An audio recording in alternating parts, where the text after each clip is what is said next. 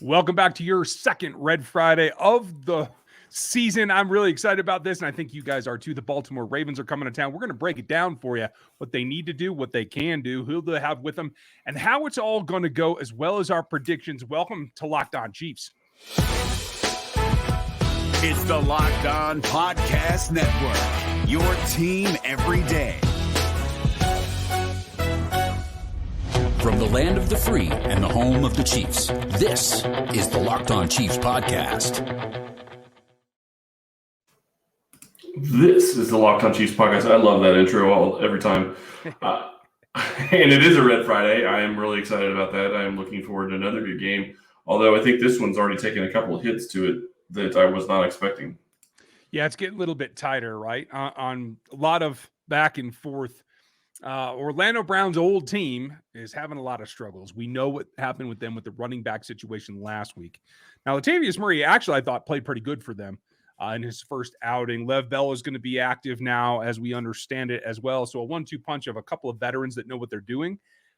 I don't know if either of them has the punch to make a huge impact, but they also have Tyson, and I think that's impressive. But you know Bell's going to punch, so just want to throw that out there. There is that. I think the running back situation isn't as dangerous as it was a week ago, other than Lamar, or 3 weeks ago. Obviously, having Marcus Peters out, and he is out, folks, for the long run. They have a couple of other issues as well, though. Yeah, and the corner is going to be a big issue for them. Westry, I believe, is the other corner's name that's going to be out. He has a meniscus issue that they've got to get fixed. So he is not going to be available. It doesn't sound like Ronnie Staley is going to be available, so it sounds like Alejandro Villanueva is flipping sides. So we'll see. Yeah, I mean, that's the big thing. You lose all-pro Ronnie Stanley, and that's a tough boat that the Ravens are in right now. It bodes well not only for Chris Jones after we saw what he did last week as a warm-up game. I felt that was a pretty good matchup there. But now we have to expect at this point, as bad as the Ravens situation is with their practice and their availability, the Chiefs is on the other side, where 2 days in a row we've had everybody out at practice, and Frank Clark has been there as well. And I believe from the reports that I saw, he's been full go both days. Everybody was full go today. That's a plus. So at that point, getting stronger when the enemy's getting weaker, there's not much more that you can say about that, right? Right, and you're going up against an opponent that you would have probably chalked up as a potential loss, at the very least, going into this week in this game, just because it's the Baltimore Ravens. You're playing at Baltimore, so it's going to favor them. But, man, they're going to be hurting. Yeah, it's going to be a tough one. I can't say that I feel for them because I understand how that goes. And this is exactly what the situation the Chiefs were in the Super Bowl. So let's not cry over spilt milk. But it does make things a little bit trickier. Now, Villanueva's another guy that's experienced, but I see that as a huge downgrade and one that I think Frank Clark in particular can take advantage of now. Yeah, I see it as a huge downgrade as well. Frank Clark is going to take advantage. I think Chris Jones will take advantage. I do think that the Chiefs, unlike the Browns last week, are going to flip-flop those guys when they're on the field. Yeah, I think it's going to be back and forth. I really hope that they not only flip-flop, but I hope that they stack them over there every now and again, to tell you the truth. I want to see Turk out wide a little bit more. He got 3 snaps out of defensive end last week. I think he could do that, hold it down with Reed in the middle, and then Jones and Clark on one side. Like, I dig that kind of concept. That would be a lot of fun. I think that it's going to be very intriguing to see which way they go and how they're going to mix up their pass rush if everybody's available and ready to play. And I do want to just throw this out there really quick because I think it says a lot about the coaching staff and really about the player himself. Tyrann Mathieu is very complimentary of what Andy Reid did for him. He was very complimentary of not letting him play last week. Mathieu said he wanted to play. He knows he wouldn't have been 100%, and he said he's not 100% right now. So that's something to watch. And honestly, you get it. I mean, that's just one of those things. He's coming back from being sick, and this is a sickness that could take a little bit more out of you than you would normally expect. Yeah, and even a week removed, I'm guessing it's not a full slate of snaps for him. Maybe not.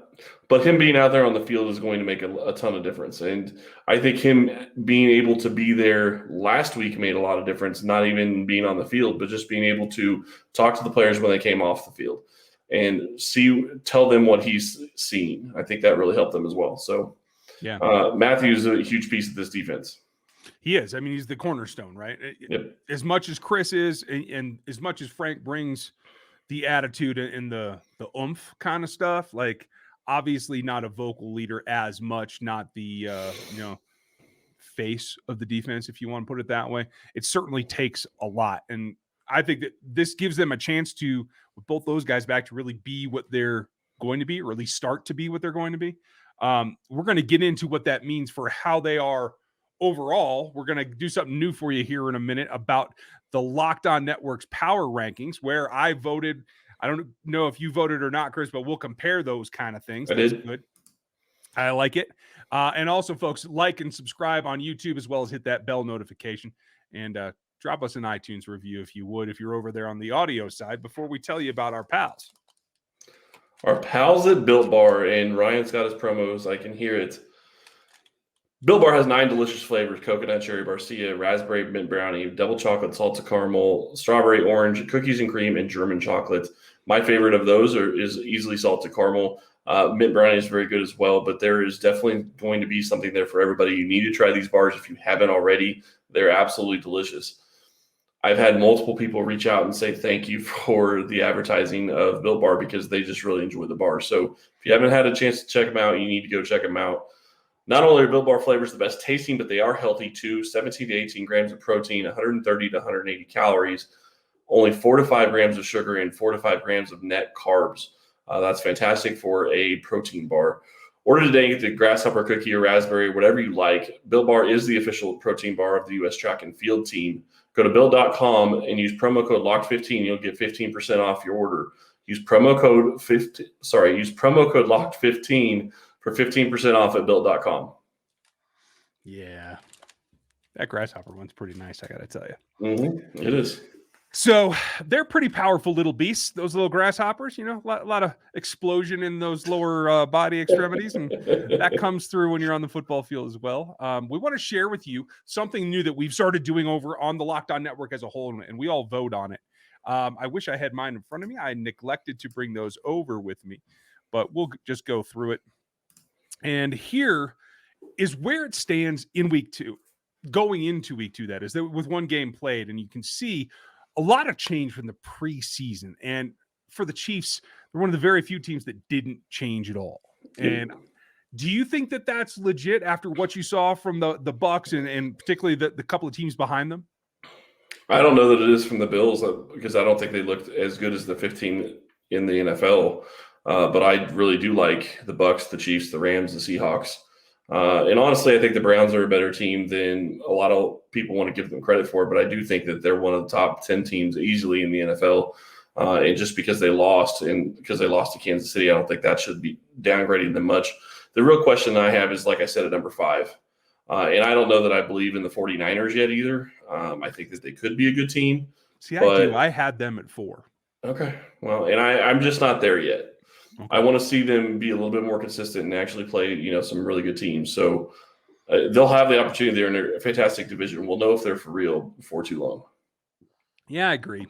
For the Bucs and Chiefs, I think they're just going to sit there until there's a reason to.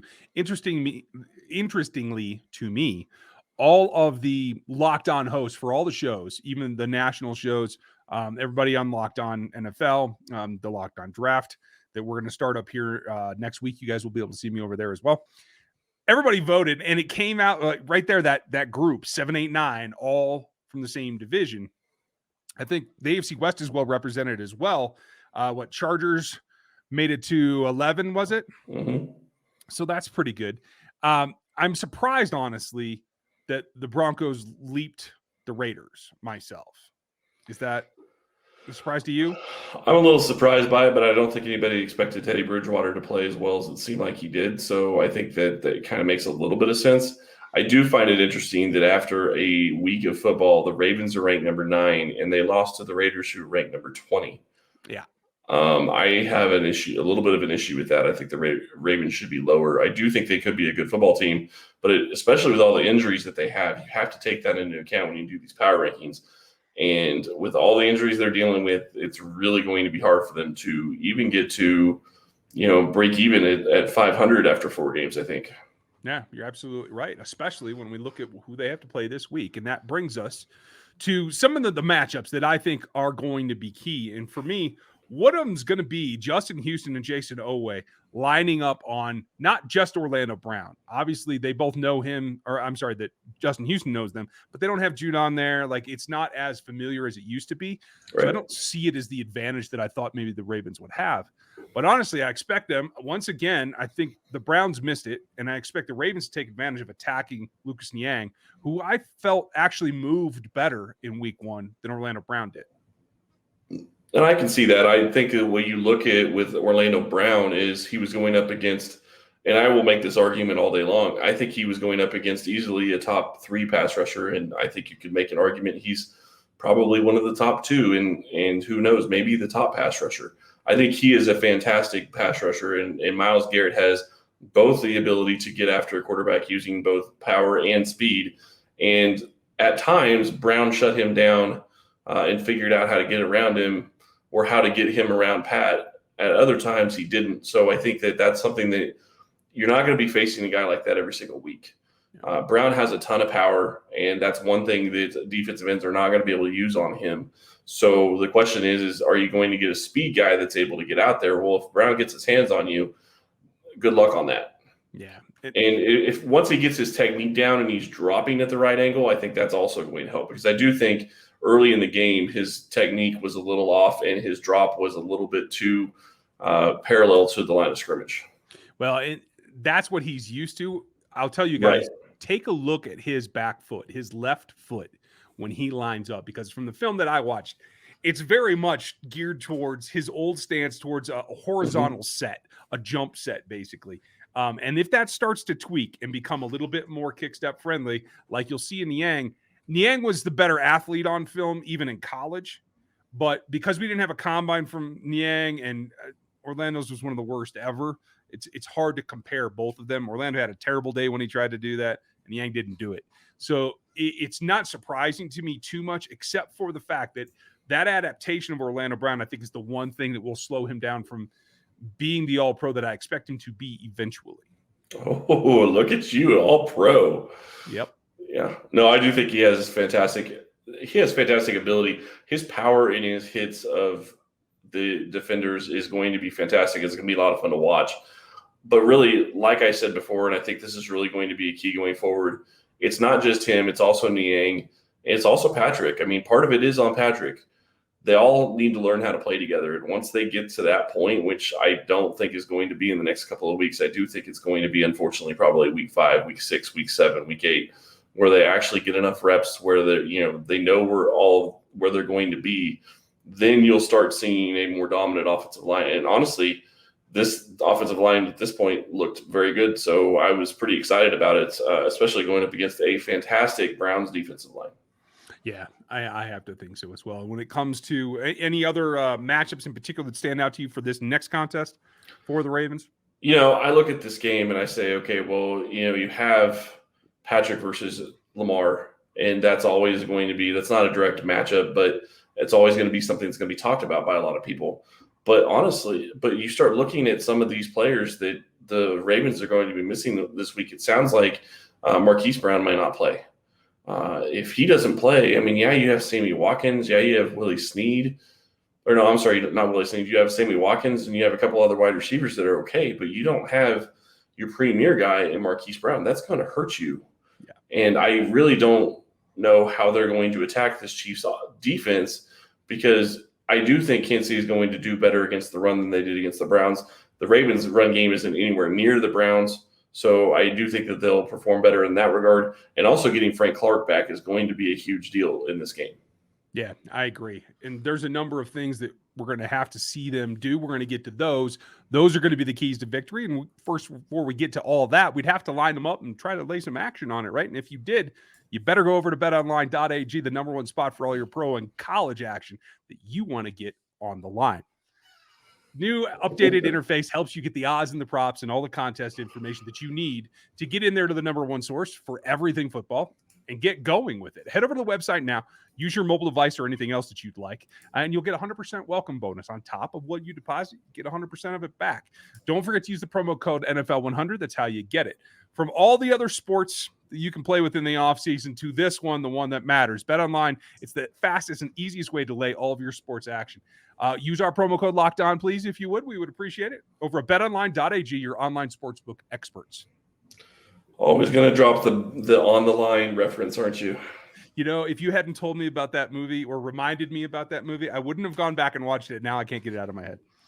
One of these days, we got to see if we can just get some kind of just half-second clip on the line. That's all I want to. That's all I want to hear. Anyway, when you start looking at this game, the Ravens would normally be a very good test, and I'm not trying to say that they're not a good team. I do think they are a good team. But when you're going to be down, you're starting left tackle, and your right tackle played as poorly as Villanueva did in week 1, you have to wonder how that's going to affect the game in week 2. The other argument I would make is Max Crosby is a very good defender, and so I wonder if it's not Villanueva is as bad as he looked, as much as it is Crosby being a very good defensive end and ascending as a player. So that'll be something to watch going forward. Mm-hmm. I agree. And Chris Jones is I think better than Max Crosby, although they do play. Oh, absolutely. Differently. I think Max has a little more takeoff, like a classic defensive end. Yep. Whereas Chris obviously is more power based. I think that's going to be key. I think tracking Sammy Watkins is going to be key as well, because Sammy's shown a propensity when he was in Kansas City, and I think even last week to get on the same page with Lamar pretty quickly. And when Jackson scrambles, I think that's how they're going to make their yardage for the most part. I don't think they're going to bowl everybody over like we saw the Browns do in the run game. So it becomes about corralling that. So that's one for me, is contain Sammy. And then on the other side, the thing that I'm really interested in is with these injuries in the secondary for Baltimore, you saw Marlon Humphrey all over their defense last week. And I think normally he is, I don't know if he's elite, but he's a top tier defensive back. But because he's going to be pressed into doing so many things that he doesn't normally do, I don't think he's just going to line up in the slot and take McCole. I don't think he's going to try and run with Tyreek. So he's kind of going to be moving all over the place. I think you have to go wherever he's not and attack that particular area of the field. And I think McCole has a chance to have a big day. And clearly Kelce and Hill do, but it's about where Marlon Humphrey lines up. I would agree with that. And really quick, we haven't really talked about this. Derek Wolfe also did not practice. Devin Duvernay was a limited participant, and this is why I want to get to it. Marlon Humphrey and Jimmy Smith were both limited. Mm-hmm. Humphrey with a back issue, Jimmy Smith with an ankle. That's without Chris Westry, who's already probably going to miss this game from what I've read. So the Ravens are going to be down, could be down as much as 4 corners, including 2 of their better ones, Marlon Humphrey and Jimmy Smith, on top of Marcus Peters not being available. So I agree with you. You have to attack who isn't Marlon Humphrey out there. But Marlon Humphrey isn't going to be the same player just because he's dealing with a back injury, and that's not going to be something he's going to be able to get past in a week, I don't think. Yeah. If they're limiting him at practice, he's going to be hurting during this game, and he's going to be fighting through it. So I do think that there is, bread to be made there in that regard. When I start looking at this game, one of the keys to me is how does Patrick and the offense attack this Ravens defense, and how do they stand up to the blitz? Because that's something that Cleveland didn't do a lot of last week because they didn't have to. They got pressure with 4 for the most part when they did get pressure. So the question is, to me, can Kansas City stand up to the blitz? And secondarily to that, honestly, is how do the Ravens attack this Chiefs offense? Because if you blitz Patrick, at least in the past, it's been a horrible thing for your defense. So if you want to do it, go right ahead. But I don't know. I don't know if they're going to be able to do what they normally do. Well, and here's the thing. Blitz him if you want, because I like Patrick Queen on the blitz. I liked him in college at that point, but he's their best linebacker at this point. He can't track with Travis, especially if he's the guy that you're sending. You're leaving a big gap right over the middle, so I expect more double tight ends. I expect Travis to have plenty of open opportunities unless they stick Humphrey on him and just say, hey, we're going to try to do that and see if we can slow down Kelce and let everybody else hurt us. But I think the linebackers here, it's rare for me to say that I think the linebackers are a bigger weakness for Baltimore than they are for the Chiefs right now. Ooh, that's rough. And you look at it, and I can't say that I necessarily disagree, although Patrick Queen, I think, is better than what Kansas City has right now. I mean, it's just the way it is. I think so. I get it. I really am looking at this game and trying to figure out what Baltimore's going to do on defense, because while they like to blitz a lot, I just can't see them continuously doing that against Patrick when he's shown if you blitz him, he will make you pay. Yeah. Now, and when you're already down Marcus Peters and you're down a guy that's going to get the turnovers like Peters did because he can read things and he can jump things, blitzing the team is not going to help you. So it's going to be fun to watch. It's going to be really fun to watch. I do think that this has the opportunity to be a high-scoring game, and then you start looking at what Kansas City is going to do to Baltimore to slow Lamar Jackson down. The running game is going to be near the threat that it normally is.